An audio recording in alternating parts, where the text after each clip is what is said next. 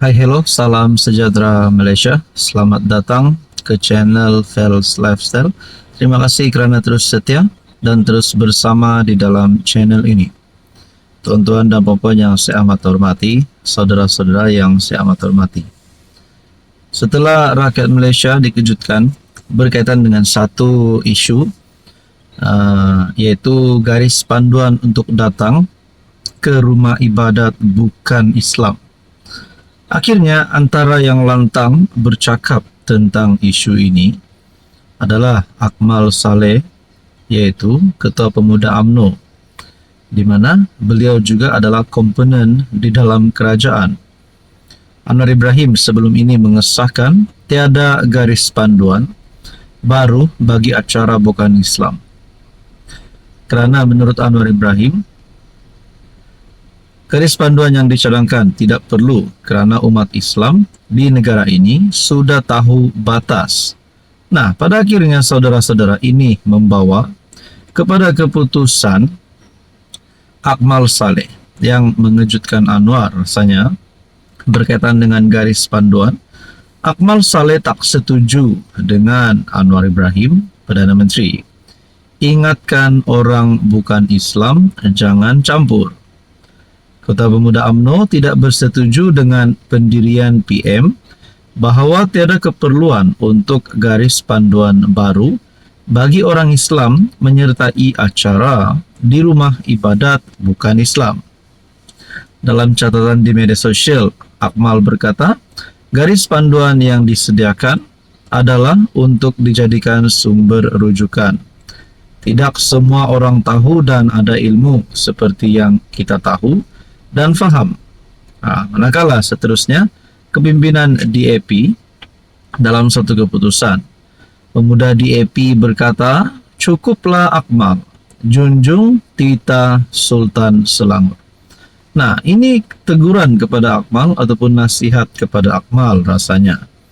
PM sudah kata tiada garis panduan, manakala kepimpinan DAP sudah kata cukup, junjung titah Sultan Selangor. Jadi apakah yang perlu dibuat kepada Akmal Saleh ataupun apa yang akan berlaku kepada Akmal Saleh?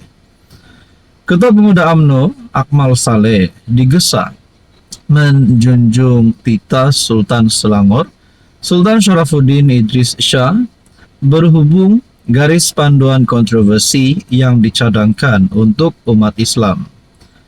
Ketua Pemuda DAP Wu Kah Leong memuji titah baginda dan menekankan Akmal juga seharusnya akur dengan keputusan kabinet yang telah memutuskan isu garis panduan bagi penyertaan umat Islam dalam acara di rumah ibadat bukan Islam. Harap Akmal Saleh junjung titah Sultan Selangor dan juga akurlah dengan keputusan kabinet yang dibuat, sebab adalah tanggungjawab semua ahli politik khususnya yang berada dalam kerajaan untuk jaga keharmonian kesejahteraan semua kaum dan agama di tanah air ini.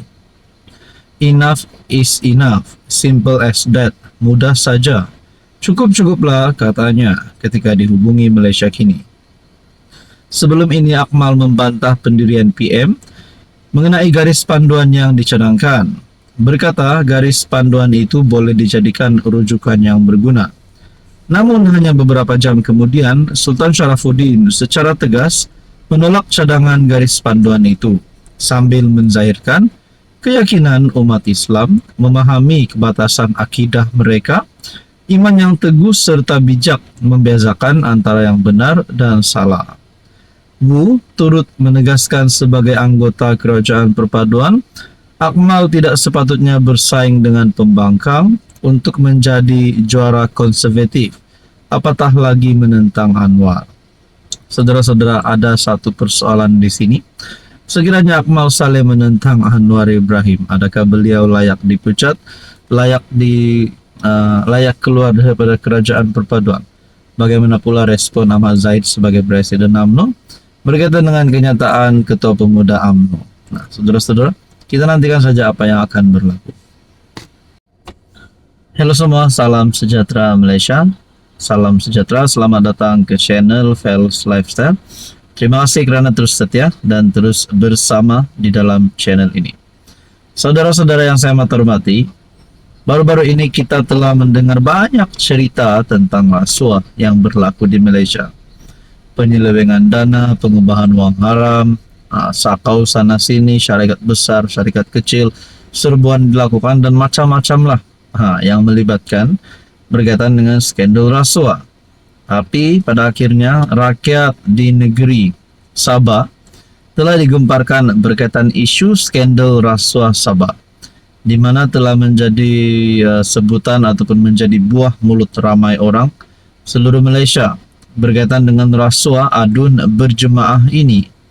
Apa perkembangan terkini setelah beberapa nama di dalam kepimpinan kerajaan negeri Sabah dipimpin GRS yang disebut di dalam skandal ini?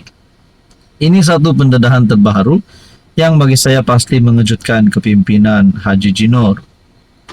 Peguam bekas CEO berkata dalam satu kenyataan melalui Malaysia Kini bertarik 8 Februari 2025. Kami akan seret Haji Ji adun Sabah ke mahkamah. Jadi saudara-saudara, persoalannya nama Ketua Menteri Sabah disebut, nama adun Sabah disebut. Rasanya adun Sabah yang dinyatakan di sini adalah beberapa nama yang sudah disebut di dalam skandal rasuah tersebut. Jadi persoalan dan pertanyaan paling utama orang Sabah adalah apa status Ketua Menteri Sabah dan adun-adun yang terlibat rasuah ini? Sekiranya mereka didapati bersalah, apa status mereka? Bagaimana pula dengan penyokong-penyokong mereka? Terutamanya kepada kepimpinan GRS Kerajaan Negeri. Adakah GRS akan tumbang kali ini hanya kerana gara-gara isu ini, pembawaan negatif terhadap isu ini? Adakah PRN kali ini akan dimenangi oleh parti baru, gabungan baru, mungkin warisan UMNO dan juga mungkin parti-parti lokal? Dalam channel ini juga Anda boleh lihat beberapa video berkaitan dengan isu ini. Beberapa nama Ketua Menteri Sabah yang telah dilantik oleh Kementerian Netizen, antaranya Syafiq Apdal, Jeffrey Kitingan. Beberapa viewers dan subscriber dalam channel ini meminati nama Jeffrey dan Syafiq Apdal untuk menjadi Ketua Menteri Sabah. Jadi saudara-saudara, pendedahan terbaru peguam bekas CEO berkata akan seret Haji Ji adun Sabah ke mahkamah. Peguam kepada bekas Ketua Pegawai Eksekutif SMM Sabah Mineral Management, John T. Enggihon, mengumumkan rancangan untuk memanggil Ketua Menteri Sabah Haji Jinor serta 8 adun yang didakwa terlibat dalam skandal rasuah ke mahkamah.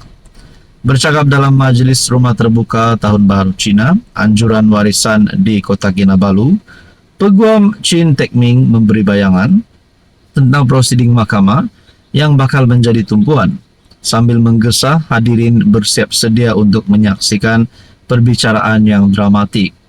Saya mewakili John T.